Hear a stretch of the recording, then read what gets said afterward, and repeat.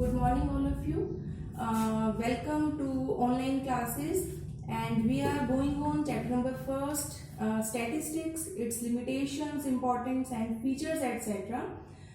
We have completed various topics of this chapter, and today's topic is importance of statistics and subject matter of statistics. Importance of statistics. As we all know, statistics is very important in the field of economics and other subjects as well. तो आज ये जो chapter है इसमें हम ये देखेंगे कि स्टैटिस्टिक्स की ओवरऑल क्या इंपॉर्टेंस है in the field of economics. Economics में इसकी क्या इंपॉर्टेंस है, इससे कुछ वेरियस पॉइंट्स को आज हम कंसिडर करेंगे. तो इसकी जो इम्पोर्टेंस है, इसकी जो यूजफुलनेस है, वो इसके वेरियस पॉइंट्स के थ्रू हम क्लियर कर सकते हैं. तो इसका जो फर्स्ट पॉइंट है that is quantification expression of economic problems. कि इंडियन इकोनॉमी में there are various problems. For example unemployment problem, poverty problem. Besides this, for example there is rise in price level etcetera. तो ये जितनी भी problems हैं, suppose अगर इनको quantification देना है, क्वांटिफिकेशन मीन्स कि अगर ये क्वांटिटी फॉर्म में नहीं होता तो इन प्रॉब्लम्स की कितने लेवल की ये प्रॉब्लम्स है फॉर इंडियन इकोनॉमी, ये डिपिक्ट कर पाना पॉसिबल नहीं होगा. तो ऐसे में अगर इकोनॉमी की कोई भी प्रॉब्लम है तो उसको न्यूमेरिकल फॉर्म में एक्सप्रेस करना that is possible only through statistics. For example we all hear the news regarding the data related with price level changes, regarding the data related with unemployment problem.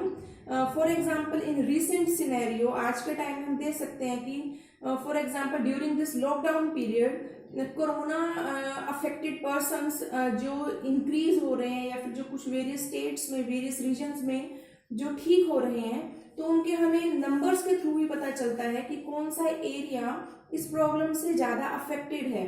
तो it means country के अंदर जितनी भी problems हैं, उन problems को अगर detail study करना है that is only possible through data, यानी कि क्वांटिफिकेशन के थ्रू ही उस प्रॉब्लम को कंसिडर किया जा सकता है. तो स्टैटिस्टिक्स के थ्रू किसी भी इकोनॉमिक प्रॉब्लम को न्यूमेरिकल फॉर्म में एक्सप्रेस किया जाता है ताकि उस प्रॉब्लम को इजीली अंडरस्टैंड किया जा सके और उसकी सॉल्यूशंस को देखा जा सके.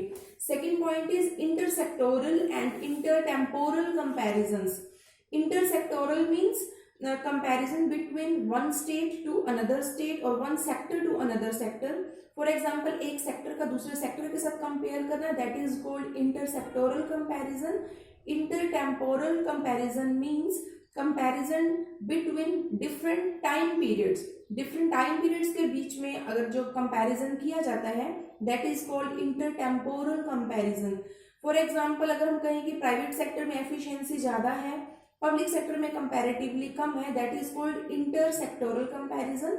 इंटरटेम्पोरल कंपैरिजन मींस फॉर एग्जांपल अगर हम प्राइस लेवल की बात करें कि प्राइस लेवल में इंक्रीज हो रहा है या डिक्रीज हो रहा है, अनएम्प्लॉयमेंट प्रॉब्लम इंडिया में इंक्रीज हो रही है या डिक्रीज हो रही है. अगर हम आज की 2020 का कंपैरिजन सपोज 2001 टाइम पीरियड के साथ कर रहे हैं, तो ऐसा कंपैरिजन इंटरटेम्पोरल कंपैरिजन कहलाता है. तो इकोनॉमिक्स में through statistics these two comparisons can be possible, that is intertemporal comparison and intersectoral comparison. Intersectoral means comparison between one sector to another sector. Intertemporal comparison means comparison between different time periods.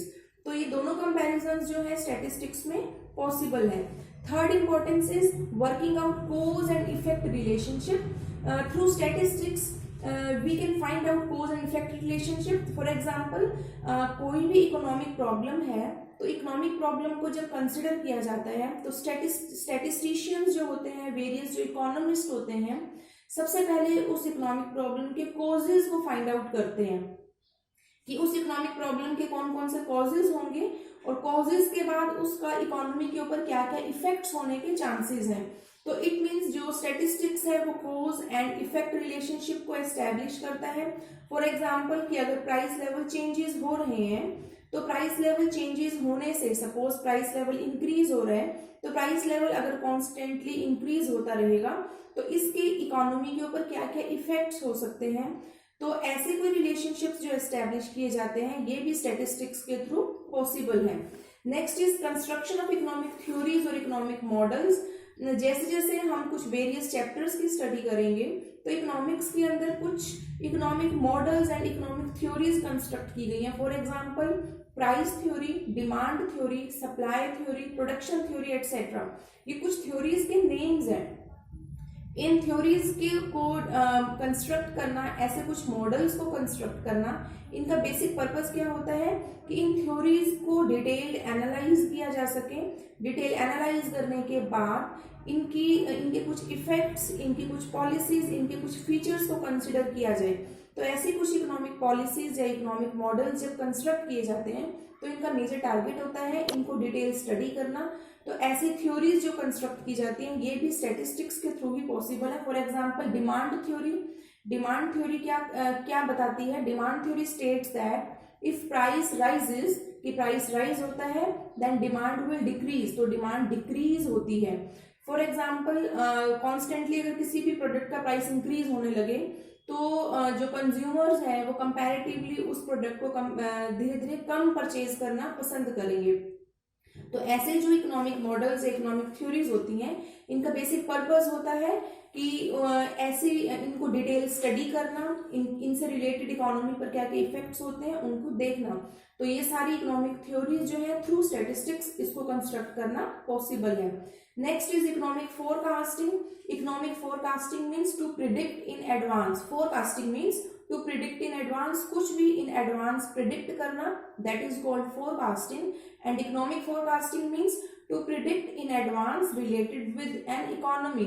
एक economy से related कुछ estimation लगाना। For example government जो budget pass करती है, budget आने वाले time period के लिए कंस्ट्रक्ट किया जाता है। For example in the next year what will be the revenues of government, what will be the expenditure of government, ये सब कुछ एक एस्टिमेशन होता है जिसको government through data form, through numerical form already construct करती है। तो ऐसी कोई इकोनॉमिक फोरकास्टिंग कि जहां पर बजट पास करना, इकोनॉमी से रिलेटेड कुछ डिसीजंस लेना, मॉनेटरी पॉलिसी कंस्ट्रक्ट करना, तो ये सब कुछ पॉलिसीज जो है गवर्नमेंट की, जो वेरियस लॉज हैं, गवर्नमेंट का जो बजट है, that is included in economic forecasting. Economic forecasting में इंक्लूड किया जाता है।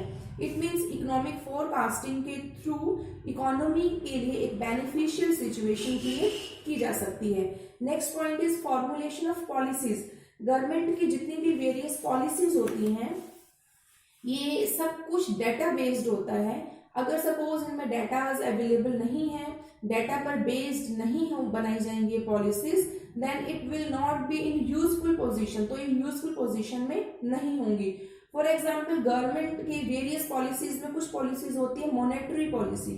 मॉनेटरी पॉलिसी गवर्नमेंट में नॉर्मली आरबीआई जो है वो कंस्ट्रक्ट करता है, जिसका मेजर पर्पस होता है बैंकिंग से रिलेटेड वेरियस डिसीजंस लेना। सिमिलरली गवर्नमेंट की पॉलिसी होती है fiscal policy. Fiscal policy government की रेवेन्यूज एंड गवर्नमेंट के जो ओवरऑल एक्सपेंडिचर हैं उनसे रिलेटेड कंस्ट्रक्ट की जाती है। इसके अलावा गवर्नमेंट की प्राइस पॉलिसी, बजट पॉलिसी, ये सब कुछ पॉलिसीज का ही एग्जांपल है। तो ये इन सब पॉलिसीज में ये डिसाइड किया जाता है कि गवर्नमेंट के क्या टारगेट्स हैं और गवर्नमेंट उन टारगेट्स को किस वे में अचीव कर पा रही है। तो ऐसी कुछ भी पॉलिसीज जो कंस्ट्रक्ट की जाती हैं ये सब कुछ डेटा फॉर्म में होने की वजह से जब ये डेटा फॉर्म में होती हैं